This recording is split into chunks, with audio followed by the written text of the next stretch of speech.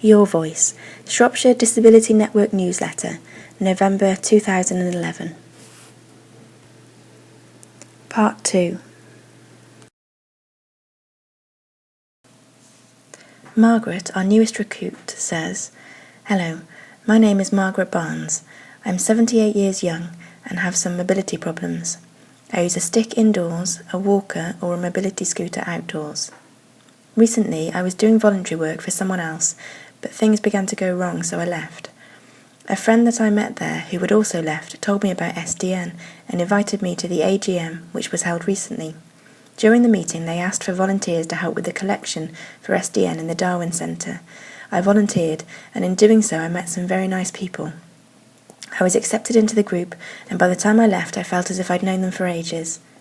A few days later, I heard about the fundraising subgroup.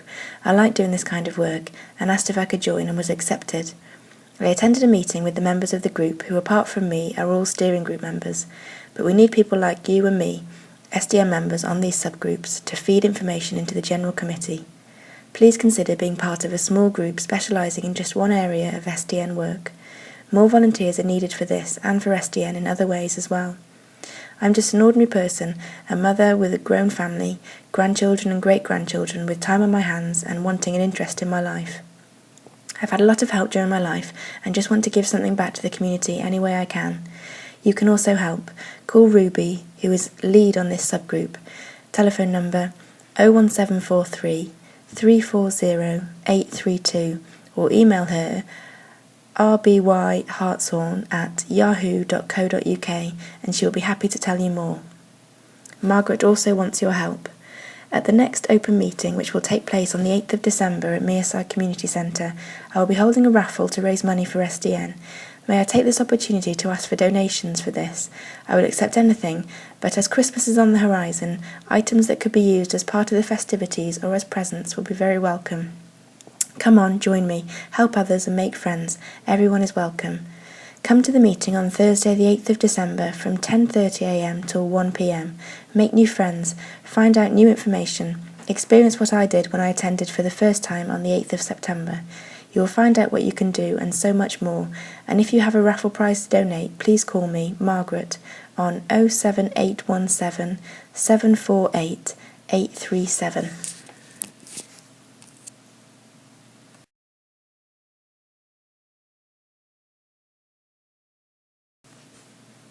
Minister says ATOS system will be changed. Steve Webb, the Work and Pensions Minister, Lib Dems, has accepted that the state benefit system for disabled people requires change. Controversial assessments of disabled people that have led to many losing benefits will be reformed, he says. He accepted there was genuine anger about how claimants of employment support allowance had been treated. The vast majority of claimants for ESA, which has replaced incapacity benefit, are deemed fit for work by Atos, the French company which is paid £100 million a year to assess claimants. But 40% of appeals against decisions by Atos are successful, a process that costs the taxpayer £500 million a year. The system of work-related assessments which Atos carries out on the government's behalf is currently the subject of an independent, state-funded investigation by Professor Malcolm Harrington.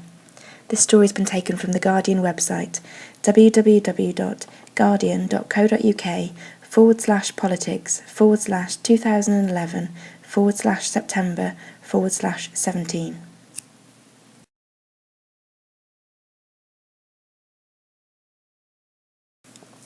Shropshire Conference on Older People. A one-day conference to inform and challenge all who are interested in issues that affect older people will be held in Shrewsbury on Wednesday the 9th of November at the Greenhouse Stadium. It is being organised by Age UK, Shropshire, Telford and Wrekin. The keynote speaker will be Sheila Scott, Chair of the National Care Association, and other speakers will include Anne Wadley of the Bereavement Advice Centre, Harry Edwards of Severn Hospice, Rob Campbell, Consultant Geriatric at PRH Telford, Liz Holdsworth of Solicitors for the Elderly and the Bishop of Shrewsbury. The cost is £50 with a 20% reduction for groups of 10 or more. For older people and students it is only £25. The price includes lunch and all refreshments during the day. For more information and a booking form you can call 01743 233 123. This has been taken from the Get Involved Cardiac and Stroke Patients newsletter.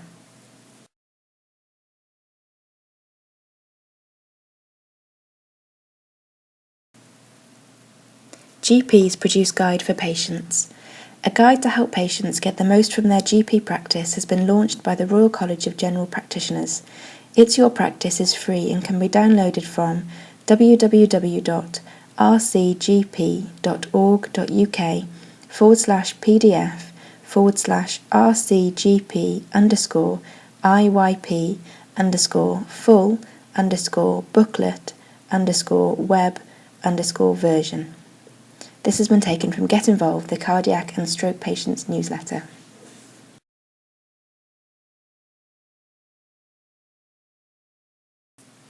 Real-life Jedi, pushing the limits of mind control. You don't have to be a Jedi to make things move with your mind. The inner workings of the brain can now be read using low-cost hardware. It is possible to drive a wheelchair or steer a model car with just your thoughts. A headset developed by Australian company Emotive for the games industry is now being harnessed to other uses. Researchers have linked the Emotive to devices such as a model car and a television. Control signals come from two main sources: EEG measurements of brain activity and readings of nerve impulses as they travel outwards to the muscles. There is a variety of brainwave reading headsets on the market, mostly used for video gaming. New techniques for processing such information are enabling sophisticated real-world applications. Already, IBM has used the system to help a patient with locked-in syndrome whose healthy, active mind became trapped in a motionless body following a stroke.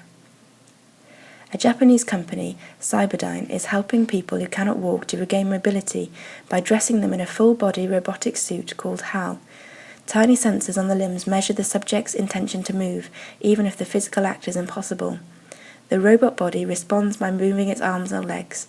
Webcams and computer screens enable the user to pilot the machine and communicate with friends and family through their proxy body.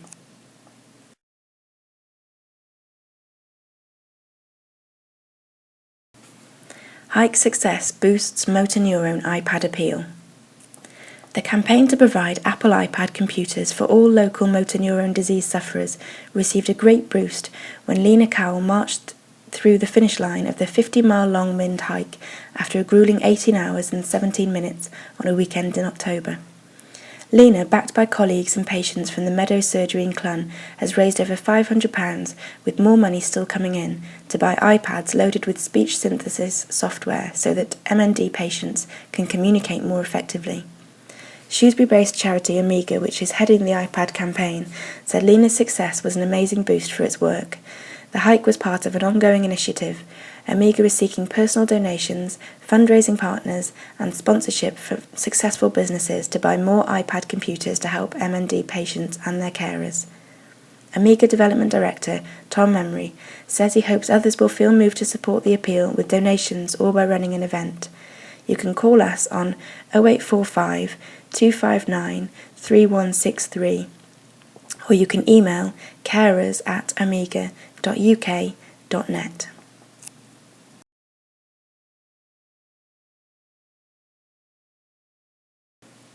Carers Group moves home. The Shrewsbury Carers Group, which is supported by the Community Council of Shropshire, has changed the venue for its meetings. They are now held at the Inn on the Green, Bank Farm Road, Radbrook Green, Shrewsbury, SY3 6DZ, and no longer at the URC in Abbey Foregate. Meetings are held every third Wednesday of the month between 11 a.m. and 1 p.m. Members usually decide what they want to do. It may be a speaker on a particular topic, or just a chat or meeting up with friends for a catch-up, so often impossible when caring duties dictate what you can or can't do. Often simple chit-chat and an opportunity grasped is a real chance for carers to have a few hours respite. This is a great group for carers to exchange information. Someone will always bring something new to the group. Newcomers are always welcome, men as well as women, because both can be carers. For further information, call Michelle Evans on 01743 342 173.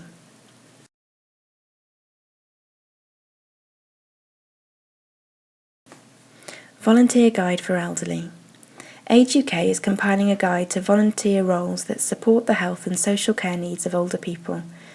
This is part of its work for the European Year of Volunteering. The aim of the guide is to enable organisations to understand the many ways in which volunteers can support older people and how they can set up similar volunteering programmes. To do this, Age UK needs examples of volunteer roles from across the volunteering sector that reflect the wide diversity of volunteering that supports older people. This is an opportunity for organisations to showcase their work and their volunteer programme.